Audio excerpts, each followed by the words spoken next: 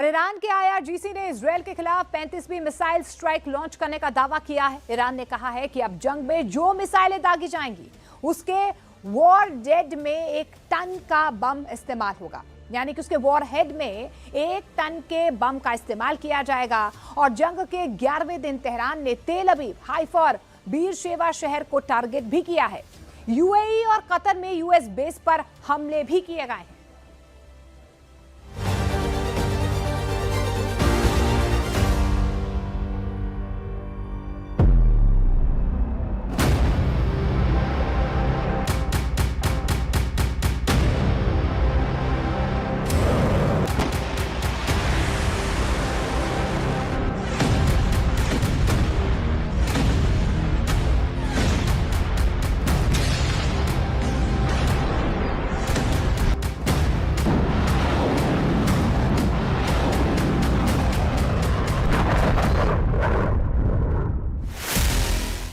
Netanyahu ने माना युद्ध अभी खत्म नहीं हुआ।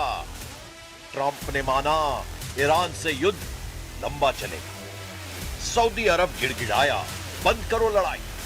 ईरान की धमकी, सभी दुश्मनों करो सरेंडर।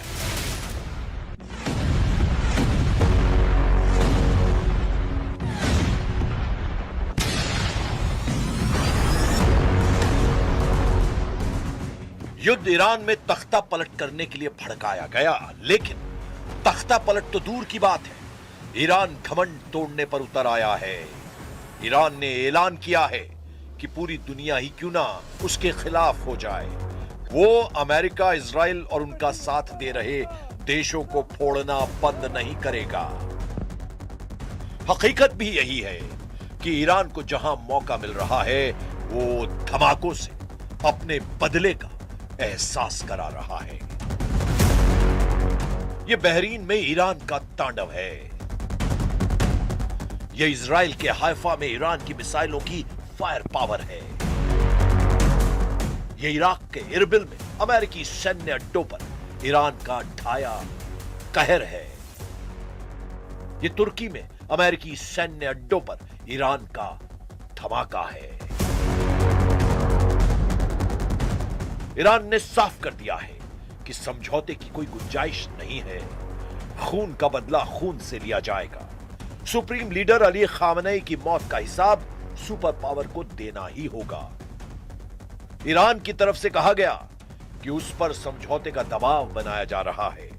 ट्रंप ने कई देशों को इस मिशन में लगा रखा है, लेकिन समझौते का कोई सवाल नहीं। و کشورهای دیگر، کشورهای اسلامی و غیر اسلامی، اینها برخی هاشون بله در واقع تمایل دارن که بیان کاری انجام بدن که این جنگ متوقف بشه و یا آتش بسی برقرار بشه. ईरान को यकीन हो चुका है कि वो जंग में बढ़त बना चुका है, क्योंकि अमेरिका जिन हथियारों का हवा बना रहा है वो धुआं धुआं हो चुके हैं।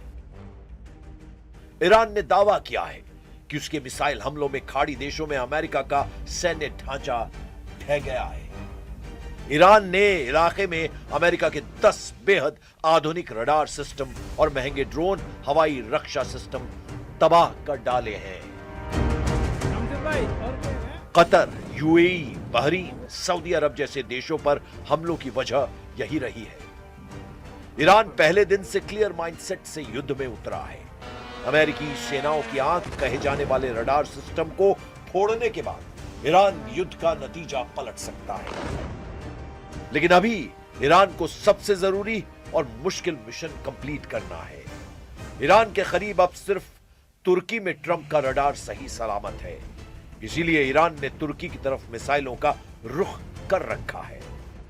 तुर्की के मालात्या स्टेट में अमेरिका का कुरेशिक रडार स्टेशन है। यूएस आर्मी का ANTPY-2 रडार सिस्टम यहां लगा हुआ है, जो high resolution ballistic missile tracking radar है। यहीं पर थर्ड यानी terminal high altitude area defence के साथ नेटो की बैलिस्टिक मिसाइल डिफेंस की सिक्योरिटी लेयर है। 2012 से ऑपरेट हो रहे इस स्टेशन से हजारों किलोमीटर दूर फायर की गई मिसाइलों का पता लगाया जाता है। इसे ऐसे समझा जा सकता है कि तुर्की का रडार स्टेशन ही अब अमेरिका की आखिरी उम्मीद है। ईरान ने अगर इसे ढहा दिया तो ट्रंप के पास ईरान की मिसाइलों को रोक पाने का कोई हथियार नहीं बचेगा। ऐसे वक्त में जब लड़ाई दिन ब दिन भीषण हो रही है, जब नेतन्याहू मान रहे हैं कि ईरान की हड्डियां टूट चुकी हैं, लेकिन हौसला बरकरार है। שלנו להביא את העם האיראני לפרוק את עול העריצות, בסופו של דבר זה תלוי בו, אבל אין ספק שבפעולות שנעשו עד עכשיו אנחנו שוברים להם את העצמות, ועוד ידנו נטויה. जब युद्ध भयानक दौर में है, जब बारूदी कोहराम एशिया से यूरोप तक फैल गया है, जब ईरान, इजराइल, अमेरिका पूरी दुश्मनी निभा रहे हैं, तब ट्रंप अचानक ऐसे लीडर पर भड़क उठे जिसे अमेरिका दोस्त मानता है। ट्रंप का दिमाग तुर्की पर गर्म हो गया है। ट्रंप ने एर्दोआन को ललकारा है, उन्हें फटकारा है। ट्रंप उन्हें युद्ध में कूद जाने के लिए उकसा रहे हैं, क्योंकि ईरान ने पहले ही तुर्की पर मिसाइलों की बौछार कर रखी है। अब उन्हें ट्रंप ने भी टेंशन दे दी है, जबकि तुर्की किसी भी तरह युद्ध में उतरने के लिए तैयार नहीं है। तुर्की ने ईरान के हमलों के बाद नेटो की तरफ मदद की गुहार लगाई थी। एर्दोआन अकेले ईरान से युद्ध का जोखिम लेने के लिए तैयार नहीं है। In today's incident, we are again reminding Iran that they are not supposed to insist and repeat wrongdoings. We are going to discuss the developments with our NATO and other allies and will take necessary measures to increase our security and take extra measures.